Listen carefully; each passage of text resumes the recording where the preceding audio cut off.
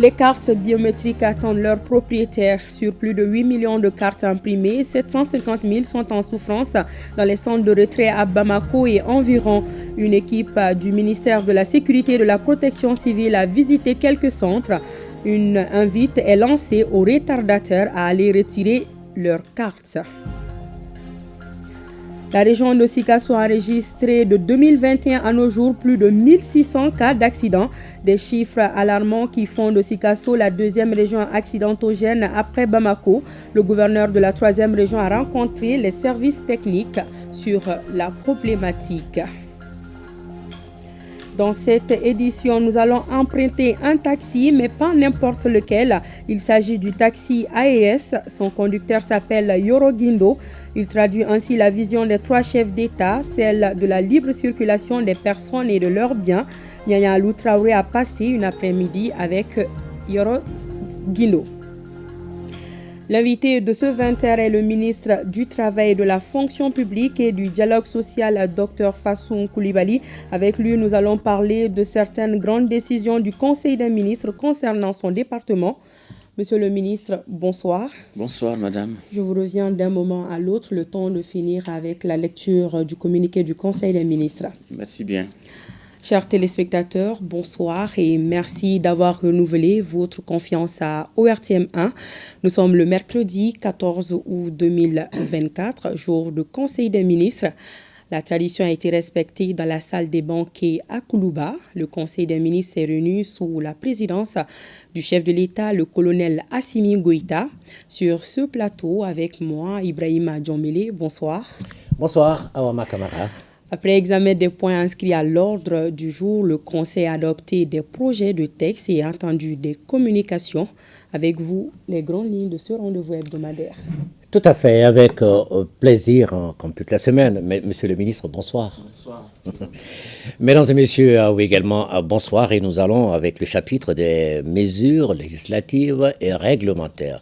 Sur le rapport du ministre de la Justice et des Droits de l'Homme, garde des Sceaux, le Conseil des ministres a adopté un projet d'ordonnance portant statut de la magistrature. La loi numéro 02-054 du 16 décembre 2002 portant statut de la magistrature au regard de l'évolution du droit, des mutations socio-économiques et de l'appartenance de notre pays aux grands ensembles internationaux et communautaires et des engagements internationaux a révélé à l'application des insuffisances. Le projet d'ordonnance adopté corrige les insuffisances constatées et apporte, entre autres, les innovations suivantes: la prise en compte des magistrats de l'ordre des comptes, la prise en compte du système licence master doctorat dans les recrutements des auditeurs de justice, la mise en œuvre d'une nouvelle procédure d'évaluation fondée sur des critères plus objectifs et qui remplace la notation actuellement pratiquée, l'introduction du principe de la mobilité fonctionnelle dans le déroulement de la carrière du magistrat, le renforcement de l'inamovibilité des magistrats du siège, la prise en compte de la mise à disposition pour prendre en charge les magistrats appelés à servir dans d'autres départements ministériels, la dotation de magistrats en insigne et macaron, les précisions relatives à la cessation des fonctions, la possibilité de saisine directe du Conseil supérieur de la magistrature par d'autres autorités en plus du ministre chargé de la justice en cas de faute disciplinaire ou professionnelle, la prérogative reconnue au seul Conseil supérieur de la magistrature de prononcer l'interdiction d'exercer en cas de faute disciplinaire, le renforcement de la publicité sur des décisions du Conseil supérieur de la magistrature en matière disciplinaire, l'introduction du concept de magistrat honoraire pour reconnaître le mérite et le dévouement des magistrats à la retraite qui ont servi avec exemplarité. Sur le rapport du ministre de l'Économie et des Finances, le Conseil des ministres a adopté un projet d'ordonnance portant lutte contre le blanchiment de capitaux, le financement du terrorisme et la prolifération des armes de destruction massive dans les États membres de l'Union monétaire ouest-africaine. La lutte contre le blanchiment de capitaux et le financement du terrorisme est régie par la loi uniforme 2016-08 du 17 mars 2016, applicable dans l'ensemble des pays de l'espace de l'Union économique et monétaire ouest-africaine. Les évaluations mutuelles menées entre 2017 et 2022 par le groupe intergouvernemental d'action contre le blanchiment d'argent en Afrique de l'Ouest, des dispositifs de notre pays et des autres pays de l'Union économique et monétaire ouest-africaine ont mis en exergue des insuffisances en termes de conformité technique et d'efficacité en matière de lutte contre le blanchiment de capitaux, le financement du terrorisme et la prolifération des armes de destruction massive. Pour corriger ces insuffisances et adapter la réglementation des pays de l'Union aux exigences en la matière, le Conseil des ministres de l'Union économique et monétaire ouest-africaine a adopté le projet de loi uniforme relative à la lutte contre le blanchiment de capitaux, le financement du terrorisme et la prolifération des armes de destruction massive dans ses États membres. Le projet d'ordonnance adopté transpose dans le droit interne les dispositions de la loi uniforme.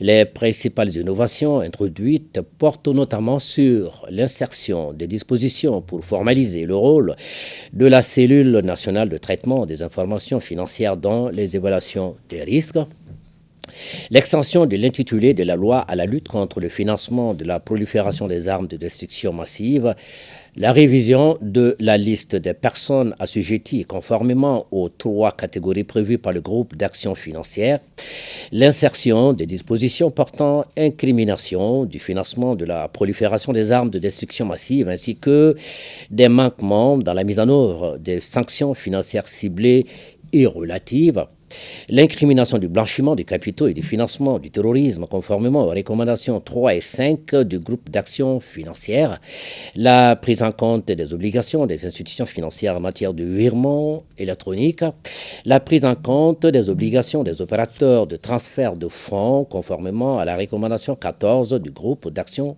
financière.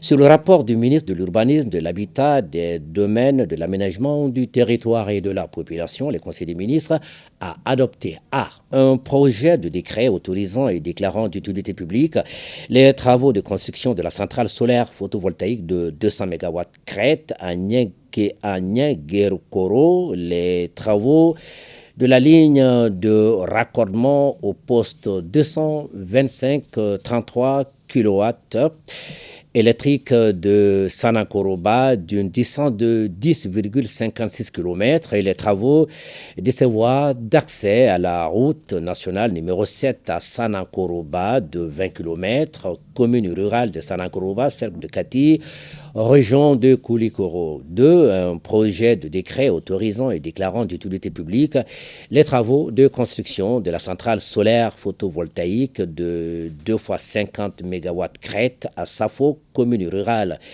de Safo, cercle de Kati, région de Koulikoro. Les travaux de construction des centrales solaires photovoltaïques de Nienguerkoro et de Safo, ainsi que ceux relatifs à leur raccordement et à la réalisation des voies d'accès empiètent sur des propriétés privées qu'il convient d'exproprier pour cause d'utilité publique conformément aux dispositions de la loi domaniale et foncière. Les projets de décret sont adoptés dans ce cadre. Au chapitre des communications, le ministre des Transports et des infrastructures a informé le Conseil des ministres du démarrage imminent de la campagne de navigation 2024-2025 de la compagnie malienne de navigation fluviale. La compagnie malienne de navigation fluviale a pour mission d'assurer le service public de désenclavement intérieur et extérieur du pays par la voie fluviale. Le transport fluvial par bateau est privilégié par les populations riveraines du fleuve Niger en ce qu'il assure la communication entre les régions du sud et celles du nord du Mali. Par le transport du fret, la compagnie contribue à l'approvisionnement correct des zones enclavées qui ne sont accessibles que par le fleuve, notamment en période d'hivernage et de crue du fleuve.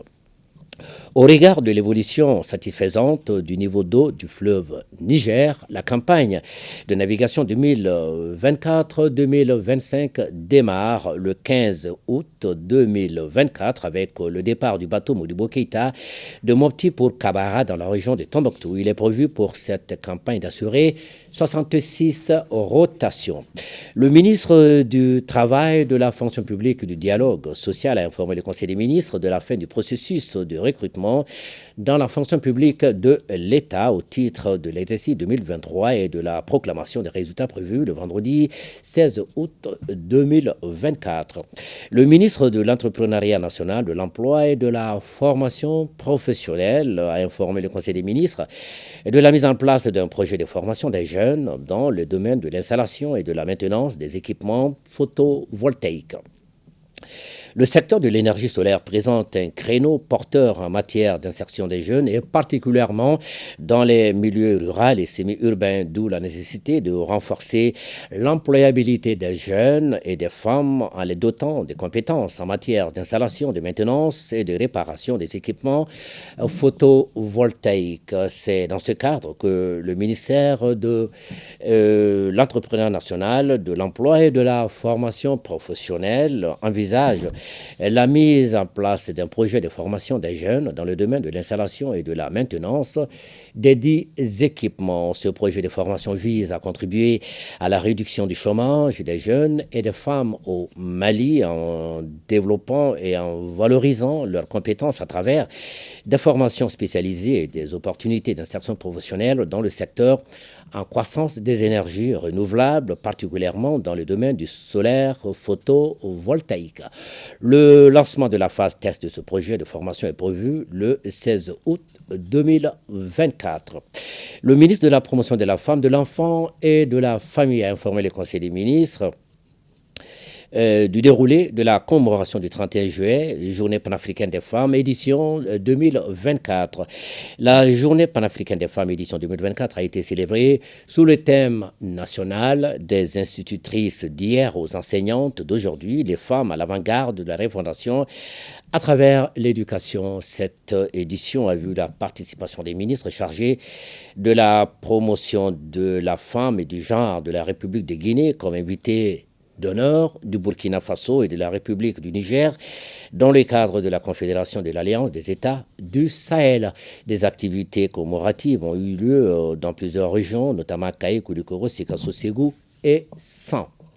Le ministre de l'Industrie et du Commerce a informé le Conseil des ministres de la tenue d'une rencontre d'échange avec le secteur privé sur les enjeux, les défis et les perspectives de la création de la Confédération de l'Alliance des États du Sahel. Le 5 août 2024 s'est tenue une rencontre entre le ministre de l'Industrie et du Commerce et toutes les composantes du secteur privé pour échanger sur les enjeux économiques, les défis et les perspectives de la création de la Confédération de l'Alliance des États du Sahel.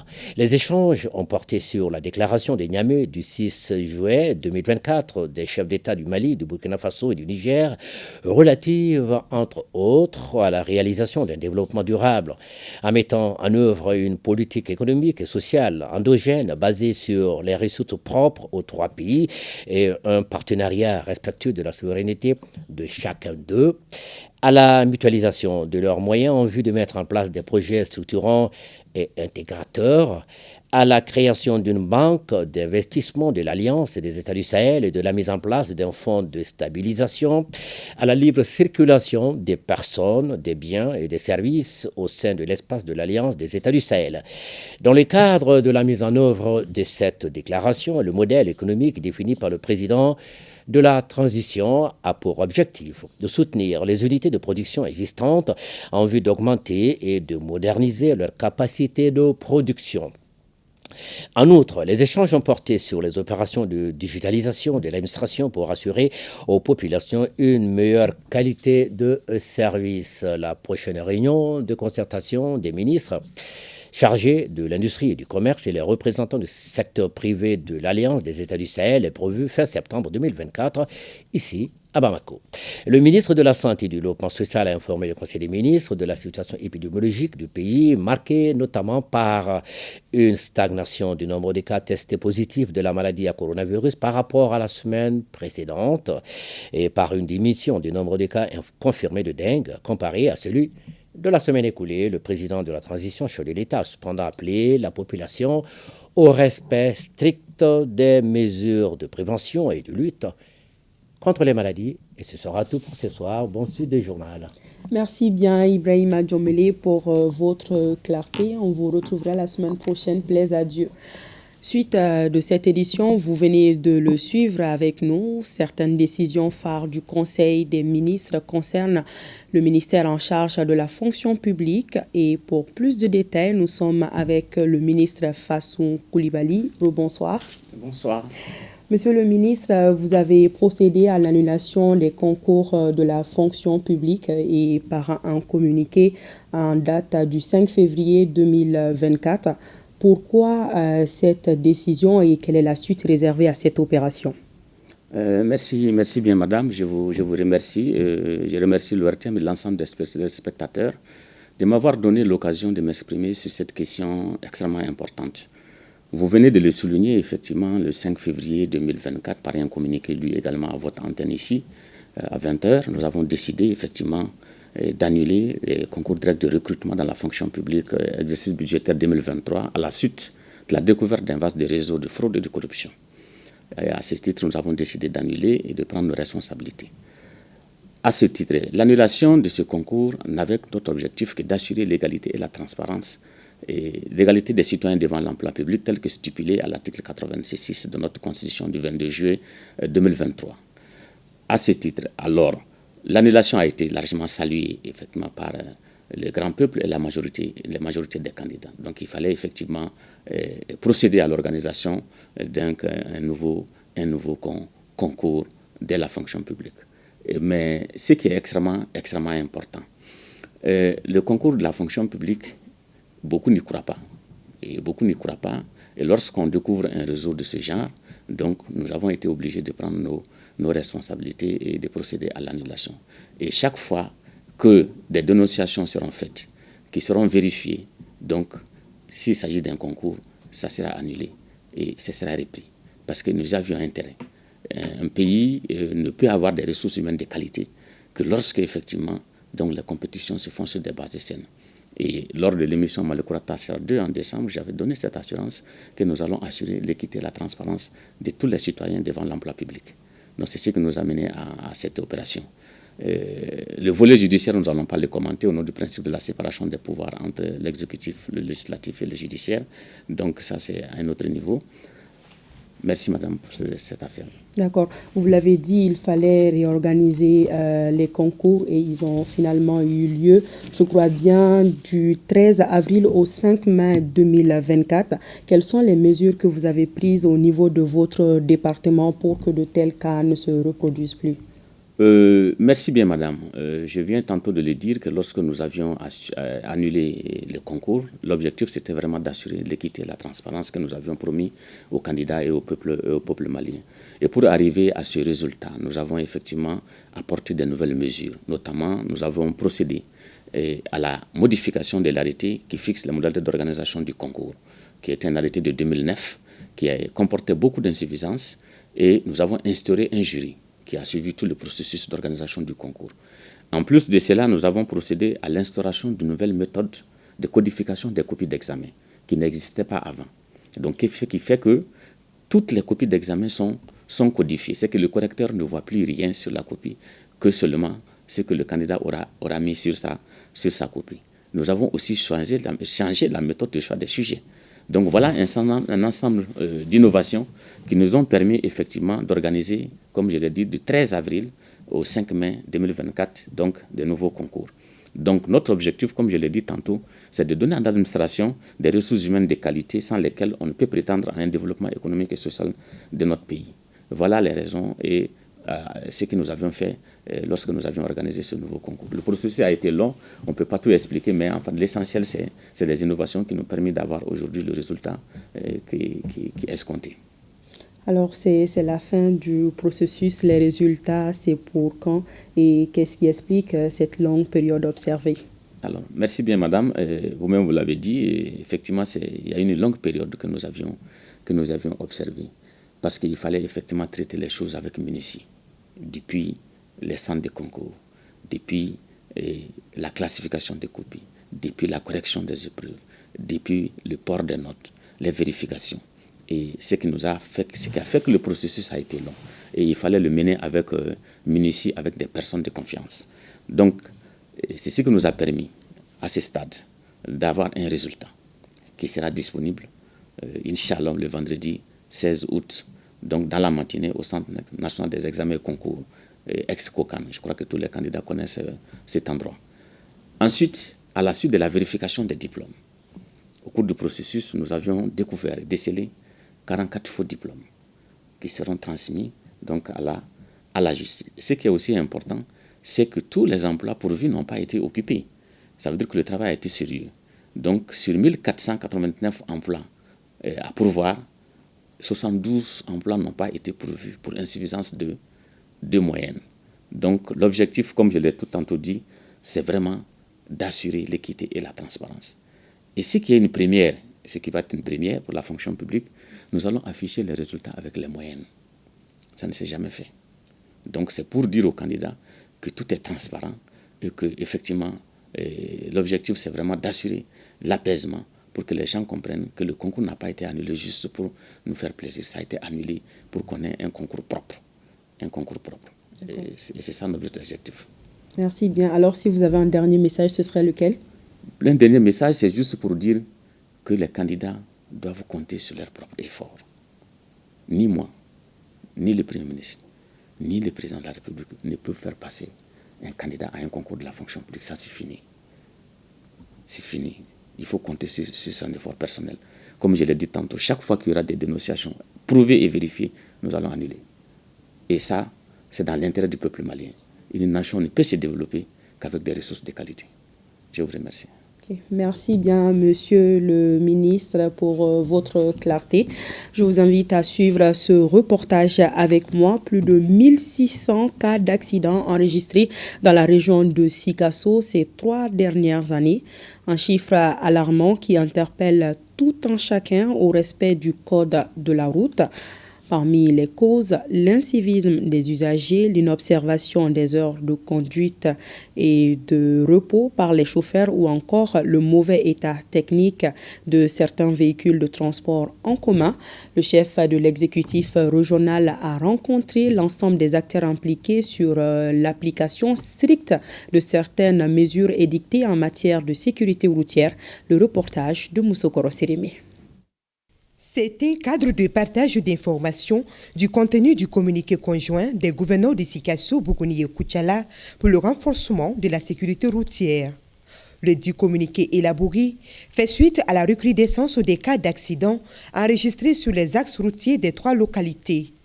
Deuxième région accidentogène du Mali après Bamako, Sikasso à elle seule enregistre près de 1600 cas d'accidents de 2021 à 2024, plus de 2300 blessés et 228 tués, dont 56 rien que pour le premier semestre 2024, selon la Naser Sikasso.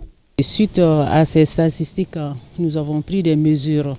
Et alors aujourd'hui, en ce qui concerne la région de Sikasso, nous avons appelé les différents acteurs et pour leur faire comprendre le contenu du communiqué, que chacun soit un acteur sur le terrain pour sensibiliser son voisin, sa famille. Au nombre des mesures prises par les 3 gouverneurs, on note l'application des sanctions administratives et des peines prévues par les textes en vigueur, la mise aux normes des ralentisseurs de vitesse et l'intensification des actions de formation et de sensibilisation des usagers. Je pense que ce communiqué de conjoint aura 3 impacts très positifs, à savoir déjà que les conducteurs sauront réellement qu'ils doivent respecter les limitations de vitesse, de faire surtout passer les véhicules au contrôle technique, ce qui est très important, parce que la plupart de nos véhicules sont presque vétustes. Surtout de respecter le nombre de passagers prévus par véhicule, surtout les véhicules de transport voyageurs. La commune urbaine avait pris un arrêté pour interdire le transport à 3. dans la ville.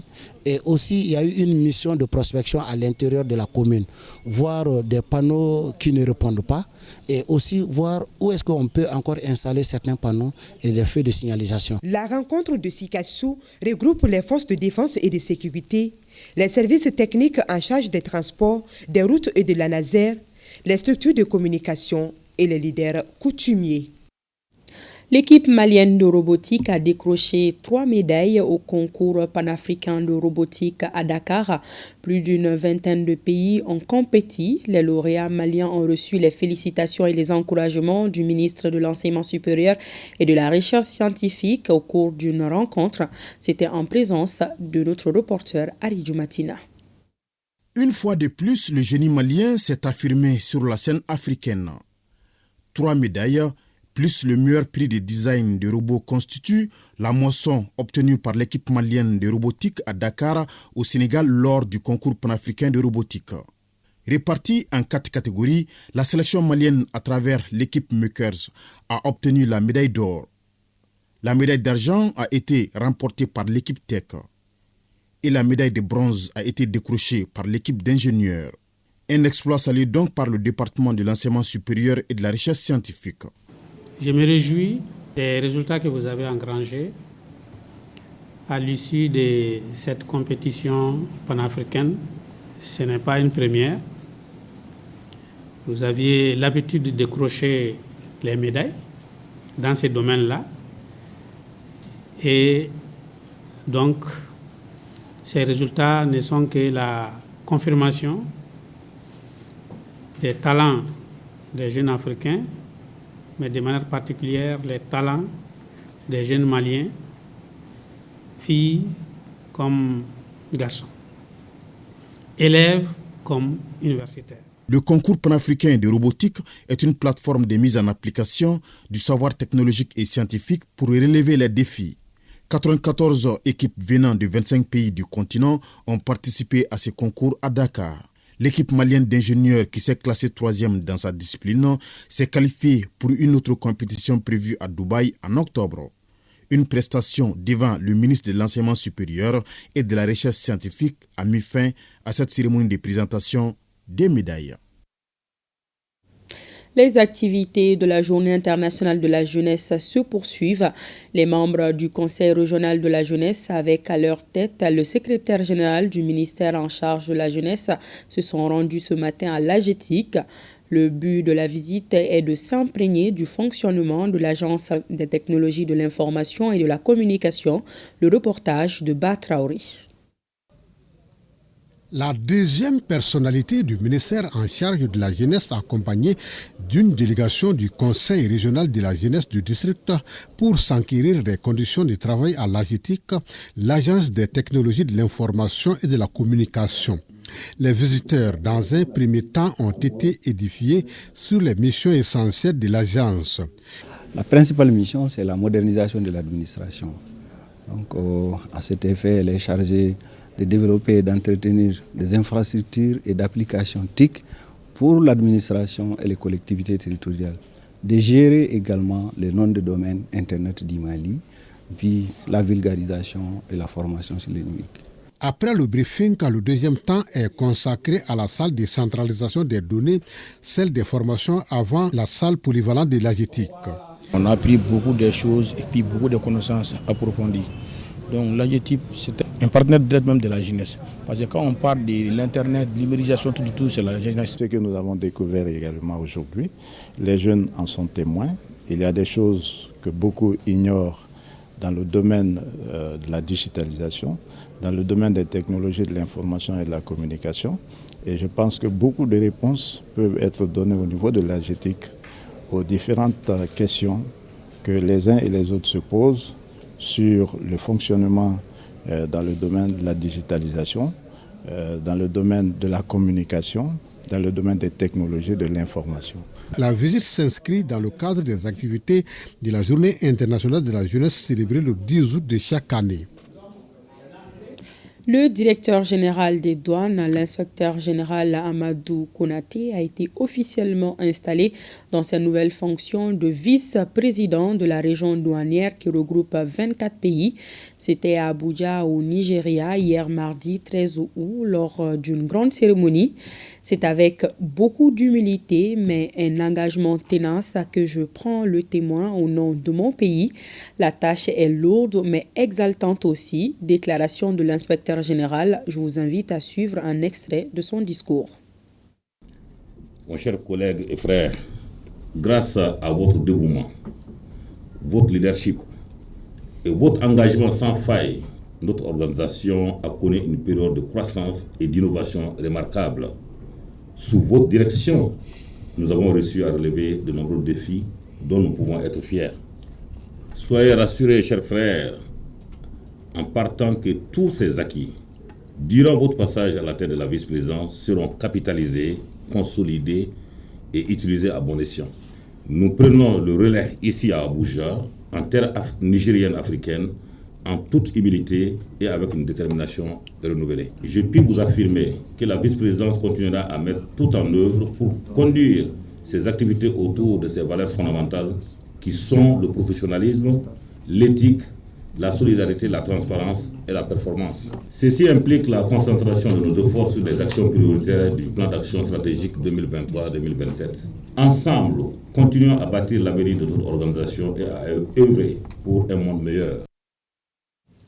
L'amicale des anciens militants et sympathisants de l'Union nationale des élèves et étudiants du Mali apporte son soutien indéfectible aux autorités de la transition et aux forces de défense et de sécurité dans leur lutte contre le terrorisme. Les responsables saluent le président de la transition pour leur participation au dialogue intermalien. Pour plus de détails, je vous invite à écouter El Hadji Seydou Patrice Damélé. Il est le secrétaire général de l'AMS-CNM. Il est interrogé par Fadema Keïta. Nous avons un programme d'activité à l'AMSNEM ici qui est fonction de l'évolution de la situation géopolitique du pays. Et c'est pourquoi nous avons, dans nos préliminaires, parlé du dialogue intermalien où nous avons été impliqués. Nous avons parlé de l'EJ pour enfin dire que pendant qu'on était presque sûr que le chronogramme devrait pouvoir voir son jour, le Mali s'est vu dans une patrouille particulière, dans une embuscade de l'armée malienne. Par la suite des investigations et de tout ce qui s'est passé, dont tous les réseaux sociaux sont au courant, nous nous sommes rendus compte que c'était une coalition de malfaiteurs, de terroristes contre le Mali et en particulier l'AES. Nos plus hautes autorités que nous supportons depuis la prise du pouvoir par les autorités militaires, l'AMSON a décidé de supporter cette transition-là, de supporter l'armée malienne. Donc, dans ce chrono d'information générale, nous avons terminé par la question de l'OTAN. En nous souvenant que déjà, la même OTAN, c'est l'organisation, donc, qui a eu à débarquer, à assassiner Kadhafi. Donc, ce qui s'est passé à notre voisin, il y a des années, et qui nous ont causé des problèmes, nous voyons l'embryon de la même chose qui est en train de nous arriver.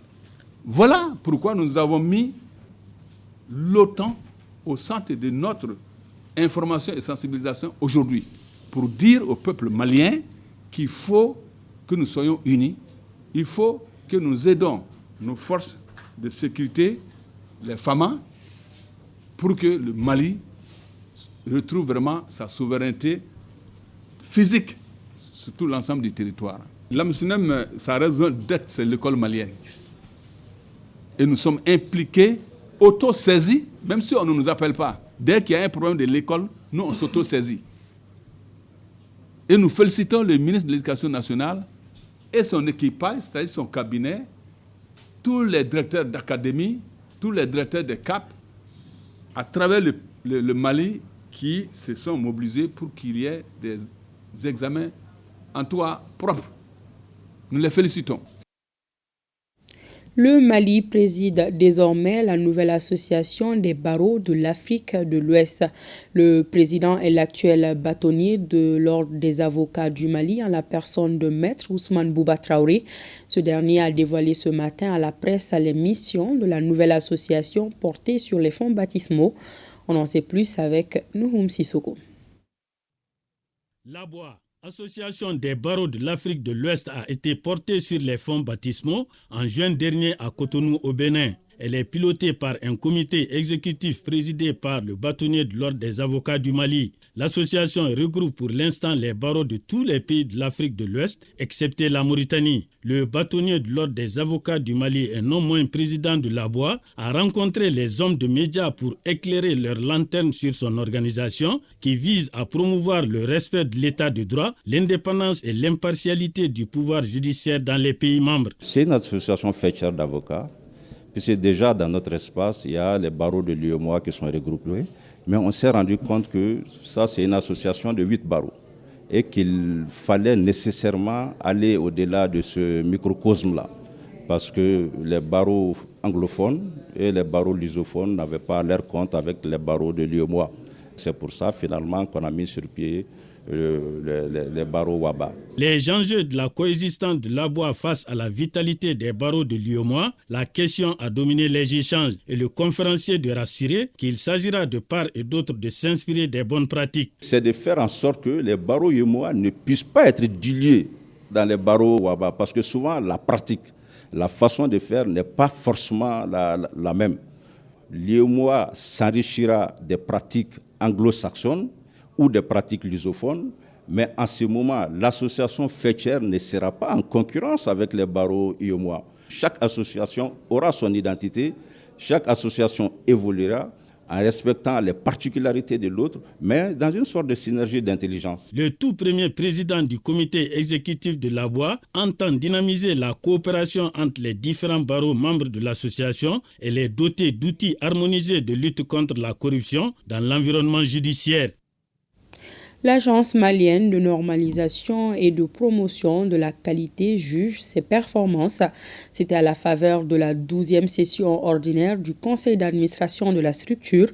Les administrateurs se réjouissent déjà des résultats enregistrés. Le reportage de Youssouf Diakité. Cette 12e session ordinaire du conseil d'administration de l'Agence malienne de normalisation et de promotion de la qualité fait le point des activités réalisées en 2023. Malgré le contexte du pays, l'agence a pu atteindre des résultats encourageants qui vont dans le sens de la matérialisation de ses missions. Nous avons la certification de conformité aux normes maliennes, que ce soit les produits, que ce soit les services, que ce soit les personnes. Donc la norme aussi est chargée d'assurer et de faire les certifications de conformité aux normes maliennes. Et à ce titre aussi, nous avons l'exclusivité. Nous faisons des activités de conseil, c'est-à-dire d'accompagnement des entreprises à la mise en place de différentes démarches conformes à des normes. À l'ère de la mondialisation des échanges économiques, l'infrastructure nationale de la qualité constitue pour chaque pays un outil clé pour l'atteinte des objectifs en matière de politique publique dans tous les domaines de la vie socio-économique, notamment le développement industriel, la santé, la sécurité, la protection des consommateurs, la protection de l'environnement et la lutte contre la corruption. Au titre des recettes, en raison du contexte sécuritaire et socio-économique difficile, l'agence n'a pu réaliser les objectifs fixés de mobilisation des ressources propres qu'à hauteur de 34,55%. Pour les mêmes raisons, le taux de mobilisation de la subvention de l'État se chiffre à 22,13%. Les administrateurs vont saisir l'opportunité de cette 12e session pour formuler des recommandations allant dans le sens de l'amélioration de la qualité des services fournis au profit des consommateurs. L'association Solidarité Femmes d'ici et d'ailleurs ASIA forme 100 femmes en coupe et couture. L'objectif est de faciliter l'insertion socio-professionnelle des jeunes. Le reportage de Soumao Aïdara. 100 personnes, une seule mission, celle de maîtriser l'art complexe de la coupe et couture. C'est pourquoi elles doivent suivre une formation dans ce sens, susceptible de faire de ces participants des artisans de demain. L'initiative est de l'association Solidarité Femmes d'ici et d'ailleurs, ASFIA. Au nom de tous les bénéficiaires, je tiens à exprimer notre profonde gratitude à Madame la Présidente pour cette opportunité unique de suivre cette formation en coupe-couture. Grâce à vous, nous allons pouvoir développer nos compétences. Chaque habit découpé, chaque point cousu vous rapproche un peu plus de vos rêves. Saisissez chaque opportunité d'apprendre et de grandir, car le monde de la mode vous attend avec impatience. Le représentant du gouverneur du district de Bamako apprécie cette initiative qui, selon lui, est un moyen de réduire le taux de chômage au Mali. C'est une très bonne chose de la part de l'association qui accompagne ainsi le gouvernement de la République du Mali. En formant 100 jeunes, c'est plus des dizaines de milliers d'emplois créés. 3 mois durant, les participants se familiariseront avec les techniques de coupe, des designs et autres styles de couture. Une formation qui sera sanctionnée par la remise des équipements de couture aux bénéficiaires. Et c'est là pour pouvoir démarrer leur activité de couturier. Un mot de santé avec la session d'information et de formation du Haut Conseil national de lutte contre le sida qui s'est tenue à Bougouni. L'objectif est de réduire l'incidence et la prévalence des infections sexuellement transmissibles. La correspondance de Jafar Aïdara. Réduire l'incidence et la prévalence des IST et en particulier du VIH-Sida dans le cercle de Bougouni, renforcer l'accès aux kits et intrants de prévention, réduction des risques de développer les connaissances et les compétences des professionnels en contact avec les populations, tel est l'objectif de cet atelier. Nous constatons un handicap majeur pour faire face à l'arrivée aussi massive des travailleuses de sexe. Cette situation inquiétante nécessite une approche particulière, non seulement au terme d'accompagnement de structures sanitaires, mais aussi en termes d'information. Face à cette situation, l'association Vision Sida, à travers son projet Approche pratique de sensibilisation sur le VIH-Sida, entend apporter son expertise et sa contribution. Au Mali, la prévalence, ça fait environ 120 000 séropositifs qui existent au Mali. Donc, ce n'est pas négligeable. Donc comparé à la population générale, c'est environ 1% de la population générale au Mali. Donc je l'ai dit aussi que nous constatons environ 17 nouvelles infections par semaine au Mali. Nous constatons plus de 4000 décès dus au VIH au Mali chaque année. Bougouni est en train de devenir une région à haute potentialité d'exploitation minière. Donc les acteurs de Bougouni ont bien décidé de prendre les taureaux par les cornes. C'est un réel plaisir pour moi de présider cette cérémonie de remise des tests au CCRF de Bougouni et d'ouverture de la formation des DTC sur le diagnostic et la prise en charge des infections opportunistes sur le VIH dans les cercles de Bougouni. La cérémonie a pris fin par la remise des tests de dépistage par le secrétaire exécutif du Haut Conseil national de lutte contre le VIH-Sida au CCRF de Bougouni.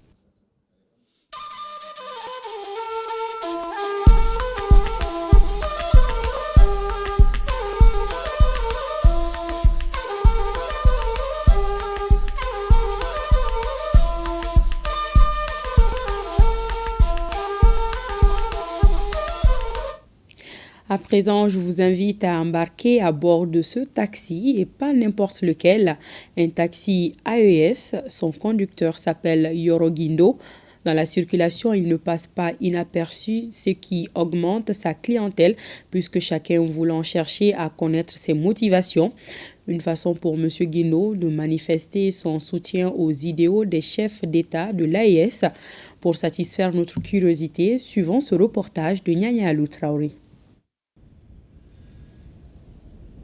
C'est au carrefour de Niamakoro, en commune 6 du district de Bamako, que nous retrouvons ce taxi, pas comme les autres.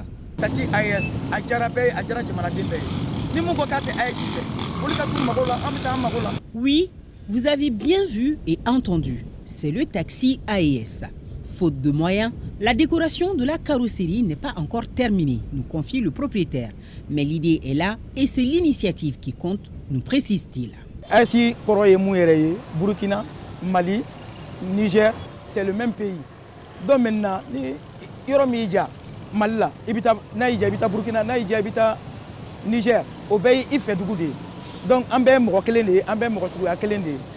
l'AES des peuples devient donc une réalité. En tous les cas, au Mali, on s'approprie l'esprit de l'alliance voulue et créée par les 3 chefs d'État. C'est un 16 septembre 2023 que l'Alliance des États du Sahel a été mise en place, avec comme ambition d'être cet espace où nos peuples vont cheminer ensemble pour créer de la valeur ajoutée afin de favoriser un vivre ensemble harmonieux dans une économie diversifiée et prospère. Notre taximan, qui est dans le métier depuis plus de 20 ans, incarne déjà cet esprit puisqu'il a vu sa clientèle augmenter grâce à sa foi et à son attachement aux idéaux des 3 présidents de l'AES.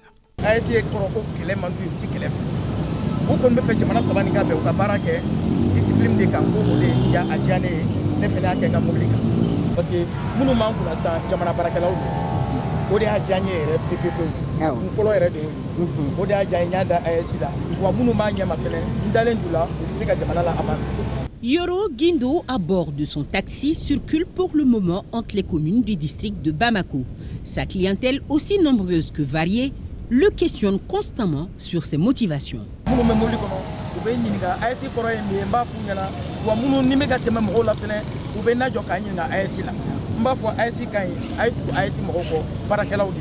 Après ces explications, nous dit-il, beaucoup cernent mieux l'idéal AES et comprennent mieux le combat de nos chefs d'État.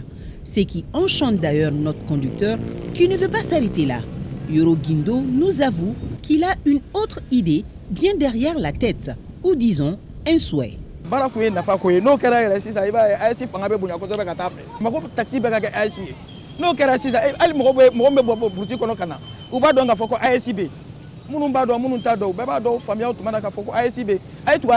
En attendant, moi je vais le prendre pour me rendre à l'ERTM à Bozola ou pourquoi pas continuer sur Niamey ou sur Ouaga, car à y voir de près, dans ces capitales, le taxi AES trouvera sûrement une clientèle acquise à sa cause. Vive donc l'AES. On y va.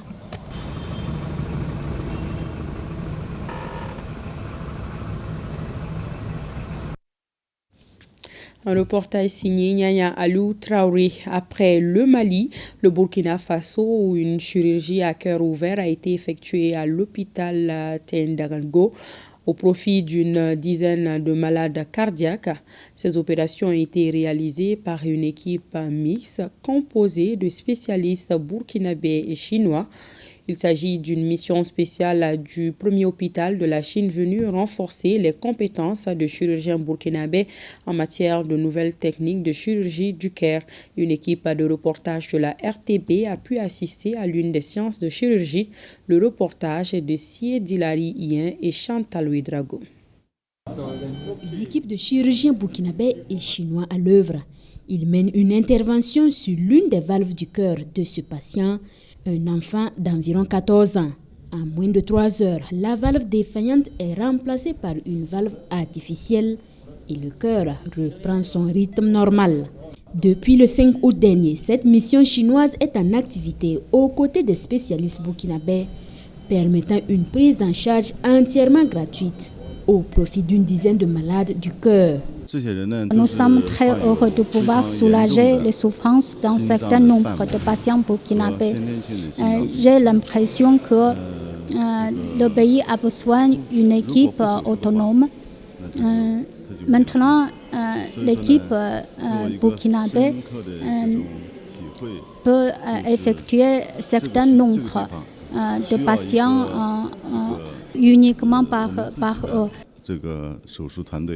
Depuis 3 ans, une mission chinoise appuie permanemment le service de cardiologie du CHU du Tengango. Cette autre mission spéciale du premier hôpital affilié à l'Université de sciences et technologies de Chine vient encore renforcer les compétences locales, notamment vulgariser des techniques modernes de chirurgie cardiaque. Par exemple, pour fermer un trou entre les 2 oreillettes qu'on appelle la communication interauriculaire, nous utilisons un abord classique qui est une incision assez large. Et on divise le sternum c'est l'os médian du thorax qui est en avant, on le divise complètement et avant d'avoir accès au cœur. Mais avec cette équipe chinoise, nous avons vu qu'avec une petite incision au niveau de la partie latérale du thorax, on arrive à accéder au cœur et réparer la lésion. Il se mène également des échanges académiques entre les équipes afin de parfaire la formation et assurer une prise en main totale des nouvelles techniques de chirurgie cardiaque par nos spécialistes. Dans le cadre de ce jumelage, il est également prévu une mission de perfectionnement de l'équipe burkinabé en Chine. Nous restons au Burkina pour parler des travaux de la première session extraordinaire du ministère de la Transition digitale, des postes et des communications électroniques, un cadre pour eux d'apprécier la mise en œuvre des activités durant le premier semestre de l'année 2024. Le point avec Daouda Ouattara et Moussaki. Plus de 40%, c'est le taux de réalisation des activités du premier semestre de l'année 2024. Du ministère en charge de la transition digitale. Un taux jugé satisfaisant selon le ministre de tutelle, malgré le contexte difficile que traverse le Burkina Faso. Cette année 2024 est une année charnière pour le ministère de la transition digitale, des postes et des communications électroniques au regard des grands chantiers qui sont prévus dans notre programme d'activité. Je peux rapidement citer le rétablissement des services de communication électronique dans les zones à haut défi sécuritaire.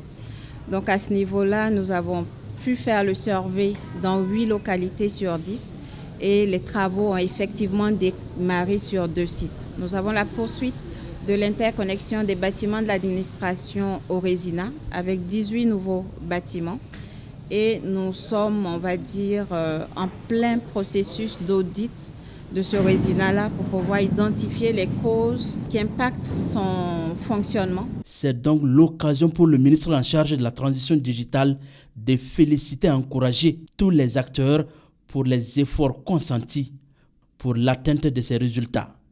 Ces acteurs doivent également faire des propositions et des recommandations pour que le bilan fin 2024 soit à la hauteur des attentes.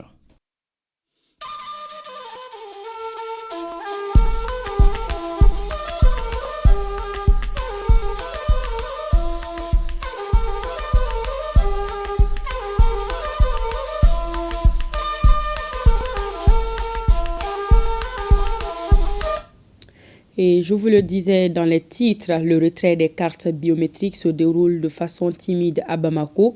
Sur plus de 8 millions de cartes imprimées pour l'ensemble du territoire national, il reste encore 750 000 cartes non retirées pour Bamako et environ, malgré le communiqué du ministre en charge de la sécurité, sur les 14 sites retenus dans la capitale pour le retrait des cartes. Notre équipe de reportage a sillonné 9 et c'est le centre d'état civil de Djelibougou qui rafle la vedette avec plus de 75 cartes remises en ce mercredi. Mohamed Kayantao et Djeli Marandjabate pour le reportage. Bamako, c'est mercredi 14 août à 7h. Tout le monde vaque à ses occupations. Pourtant, le retrait des cartes nationales d'identité biométrique aussi doit faire partie des occupations de tout un chacun. Surtout ceux-là qui n'ont pas encore retiré les leurs. 8 millions de cartes avaient été imprimées pour l'ensemble du pays. Au dire des responsables en charge de la gestion des cartes, les régions sont à 70% de retrait, tandis qu'à Bamako, le taux de retrait demeure faible. Sur plus d'1 300 000 cartes imprimées pour Bamako et alentour, il reste encore environ 750 000 non retirés. À notre passage, Au commissariat de Lafia-Bougou en commune 4 et au centre d'état civil de Dravela en commune 3, l'affluence n'est pas grande. Au début, on pouvait remettre 300 à 400 cartes par jour. Présentement, les gens viennent un à un et nous procédons, ils retirent 10 à 20 cartes par jour. Nous invitons à la population de venir retirer leurs cartes. Et c'est facile, ils viennent, ils ne prennent même pas du temps. Ils viennent seulement, on leur donne parce que les cartes sont classées selon les noms de famille. Et je suis comblée de joie comme ça. Et je demande à toute la population malienne, tous et tous, de venir récupérer leurs cartes. Une fois que l'usager arrive, il est tenu également à montrer le message qu'il y a orienté également dans le centre. L'agent est tenu également à vérifier ses pièces d'identité. Une fois que ces pièces d'identité sont vérifiées, et puis on l'envoie maintenant sur la personne qui est occupée de la recherche des cartes. À la brigade fluviale de gendarmerie de Bamako, le constat est de même. Cependant, il y a une nette amélioration suite au communiqué du ministre en charge de la sécurité appelant les citoyens à ses devoirs civiques. Je lance l'appel encore à la population de venir, surtout les femmes. Le commissariat de Kalamankoura et la mairie de la commune 5 totalisent un retrait de 33 cartes avant la fin de la journée. Le retrait se fait timidement. Mais déjà, après le message du ministre de la Sécurité, nous avons constaté que les gens commencent à venir retirer leurs cartes. Donc, ce qui a vraiment boosté les choses. Bon, j'invite la population à venir retirer leurs cartes d'identité. Je sais que le département est en train de faire son mieux pour informer, sensibiliser la population à venir retirer les cartes biométriques. On a un peu de difficulté parce qu'il y a beaucoup de personnes qui viennent chercher leurs cartes, mais ils ne savent pas exactement où se trouve leur carte parce que la carte est disposée de 3 lots. Le centre d'état civil de Sénou et la brigade de gendarmerie de la même localité font partie des sites retenus pour le retrait de cartes nationales d'identité biométrique. De nos jours, je pense que l'influence est un peu élevée. Après le communiqué télévisuel du ministre, je pense que les gens commencent à venir. Nous exhortons beaucoup la population à venir toujours récupérer les cartes. Notre périple nous a conduits en commune 1 où le centre d'état civil de Djelibougou a raflé la vedette aux autres sites sillonnés. Dans ce dernier temps, avec le communiqué du ministre, on a su ces 2 jours-là, les gens commencent à venir petit à petit. Aujourd'hui, quand même, on a su qu'ils ont à 75 aujourd'hui, que ce qui n'était pas comme hier. Le personnel militaire de la police est impliqué dans la distribution des cartes biométriques depuis le départ. Et les départs, on sentait l'engouement. Il arrivait un moment où les cartes sont stockées. Vous l'avez vu, nous étions au commissariat de Lafia-Bougou, au commissariat de Kalabankoura. Les stocks existent un peu partout dans les commissariats. Et les usagers ne sont pas prompts à venir les enlever. Donc ensemble, sur les instructions de nos plus hautes autorités, en l'occurrence le ministre de la Sécurité, qui a même fait un communiqué là-dessus. Donc nous accompagnons cette population d'avoir le réflexe de retirer les cartes biométriques dont l'État a mis beaucoup de paquets pour que ces cartes-là soient établies. Au risque de perdre la gratuité de la carte d'identité biométrique, le ministre de la Sécurité et de la Protection civile poursuit la sensibilisation en appelant les populations au retrait de cette pièce qui se substitue à la carte d'identité nationale. C'est la fin de cette édition. Merci de votre attention. Ne décrochez pas, restez en compagnie de nos programmes. Bonsoir.